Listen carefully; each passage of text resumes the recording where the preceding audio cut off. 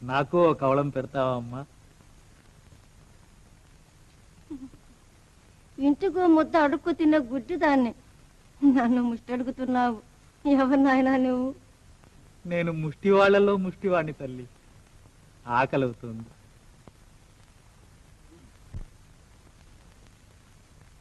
ఈనాటికి నాకు ఒకరికి పెట్టే భాగ్యం ఇచ్చావా తండ్రి? మహారాజు గట్టి నాయన. ఇదే మా కమ్మగా ఉంటుంది.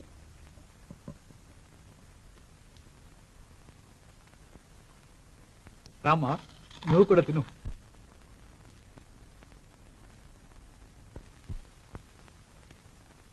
మీకోసం పలహారాలు తెచ్చి మీరు స్వీకరిస్తే చాలని ఇంతమంది కాచుకుంటే కాదని ఈ ముసుకుడు కోరి తింటున్నారా స్వామి?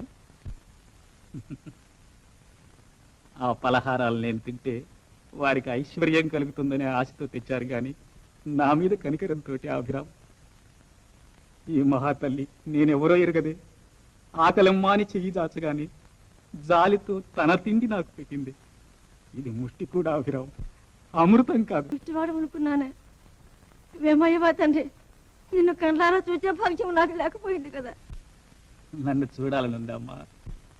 నీ వంటి మహాత్ముని చూడటానికి ఈ కపోతు నోచుకోవద్దా తండ్రి?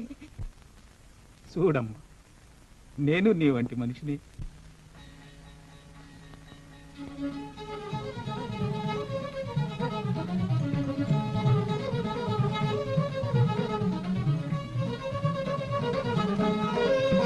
కనపడుతున్నానమ్మా? చూడు.